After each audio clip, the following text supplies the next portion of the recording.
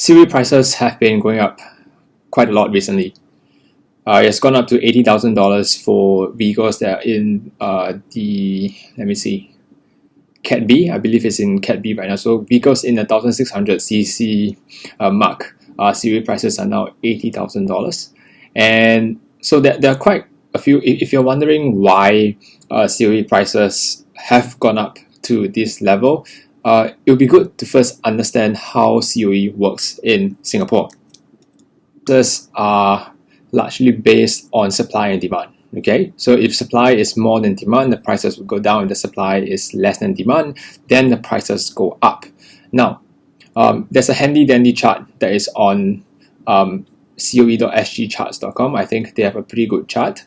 Now, if we pull up the Cat B COE prices, you can see that the prices of COE follows the supply and demand curve, right? So the blue bars are the amount of COE that's available in the market at any point of time, and of course the green line is the prices. So when you see supply going down, naturally you see prices going up.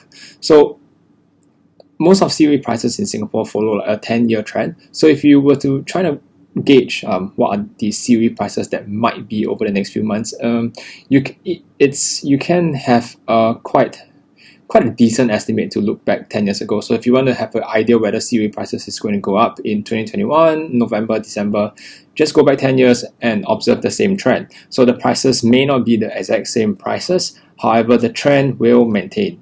It's a supply and demand issue determined during a bidding exercise. Okay, let's assume that there are 5 different parties who are bidding for COE. Now A, B, C, D, E. Now each of them would bid for a certain price. Let's say A $5, B 10, C 10, D 30, and E 15. Now, the price that becomes the COE price that you have to pay for is actually the highest, lowest successful bid. Remember, the highest, lowest successful bid.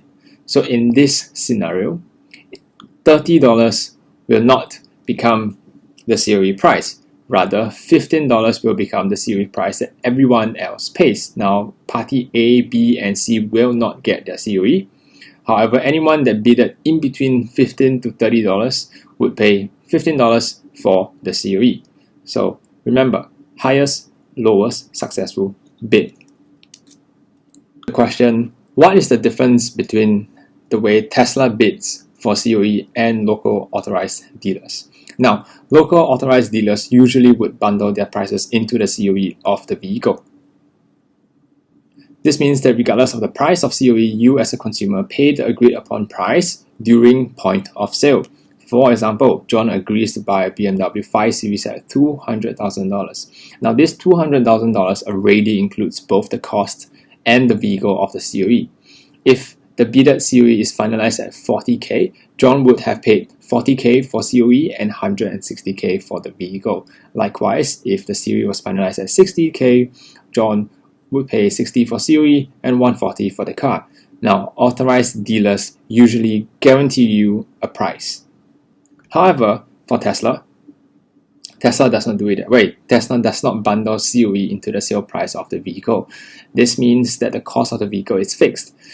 COE is then a separate cost added in after you make your purchase. For example, John agrees to buy a Tesla Model 3 for $113,000. Now, this $113 only includes the vehicle price. If the bidded COE is finalized at $40K, John will top up $40K. So the total vehicle cost of ownership is $153,000. If the bidded COE is finalized at $60,000, John would pay $173,000. Now, in both scenarios, the vehicle cost is fixed, so Tesla does not earn less or earn more depending on the COE price. Tesla tells you that they'll bid at a 15% premium based on the last bidded COE. So if the last bidded amount is $50,000, then the maximum that Tesla would bid for you this round is $57,500. Now, if we go back to how COE prices are bidded, then you will see that if $57,500 is the highest price, it will not become the COE price. However, if $57,500 is one of the lower prices, then you will not get your COE. Now, if COE price is in between the highest and the highest lowest successful bid, then you will get your COE. Of course, at any point of time, if you do not wish to pay a 15% premium on the COE, it is your choice to not opt in to bid for that cycle. What is then the advantages and disadvantages of each method? Now, the bundled option, which is what the authorized dealers will do, is as a consumer, you get a fixed price, okay? So when you purchase the vehicle, what you pay for, what you agree upon is largely the price that you pay for the vehicle. It will not fluctuate. Now, if COE prices were to go up, well, consumers will benefit. However, the downside of this is there's no transparency. Okay, so you as a consumer do not know the actual cost of your vehicle versus the COE. This matters because the lower the COE value, the lesser the guaranteed paper value of your vehicle. Remember that any unused amount of your COE can be refunded to you. Now, this lack of transparency may give authorized dealers more margins. Authorized dealers are well aware of the market conditions and they have been in the business for years. So, the prices of which they bid for COE, if they feel that this cycle is too expensive and they do not require to sell the vehicle quickly, then they can hold off this particular cycle's bidding. Now, by using this method, ADs can also accumulate COEs when they are cheaper and use those bidded quotas when premiums increase. Now, so what happens when we go for the individual option, which is what Tesla does? Now, this is transparent pricing. Tesla earns a fixed amount from each vehicle sold, no hidden margins involved. Now, should the COE prices go up, you pay more. Should the COE prices go down, you pay less. Now, Tesla does not bid for COEs in advance. They only bid for a COE when you as a buyer decide to bid for one.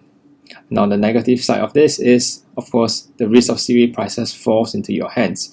You agree that the maximum you pay is 15% more than the last bid amount. If you do not wish to agree with this, then do not enter the bid cycle. Whether the current price increases is solely because of Tesla's COE bidding strategy. So why we have this is because I think in the media, a lot of people are attributing the increase in COE prices to Tesla. So here's my opinion on this, okay? My immediate answer to this is yes and no, okay? As mentioned very early on, COE prices are based on supply and demand. So if Tesla enters the market and have increased the demand for vehicles over the last few months, then yes, of course, the prices are going to increase. With and decreased supply and increased demand, then prices are definitely going to spike.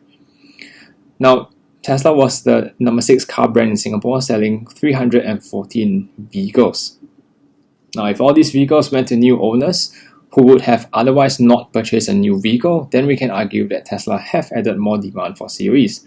However, if these 314 vehicles went to vehicle owners who would have still purchased a new vehicle, then Tesla did not make an impact. Remember that prices are always the highest successful, lowest bid. Now, can Tesla adjust their COE bidding strategy? Yes, why not? For now, Tesla is going on aggressive. They want to sell as many vehicles as possible. It's great for shareholders. Maybe not that great if you're looking to buy a vehicle. At the end of the day, you as a consumer can make your own decision. If you're not willing to pay a certain amount for COE, then don't buy the vehicle just yet. It's pretty much as simple as that. If you do not wish to pay $15 premium, 15% premium on the COE, then don't pay for it. Is there a blame game going on? I'm not here to speculate on this, right? I'm just here to present the objective information to you. At the end of the day, just understand that COE prices are largely supply and demand because LTA controls the supply of COEs. So if there's lower supply and there's a high demand, then prices are definitely going to go up. Now, again, I'm giving you the tools to make a better decision. So just go ahead to the websites. I mean, look back 10 years, look at the price history. If you want to see at any point of time whether is it going to be a downtrend or uptrend, just look back 10 years ago, and roughly that should be a decent enough gauge, unless something really changes in the macro environment. So with this said, I hope you found this successful and you can have a better idea on whether on how COE works, so that you can make better decisions on when to make a purchase for your vehicle. With that, thank you so much, and if you like what I'm doing, please remember to subscribe. I do have a lot of people who are watching the videos but are not subscribed. It would really help if you're subscribed to the channel. Alright, thanks guys, see you in the next one.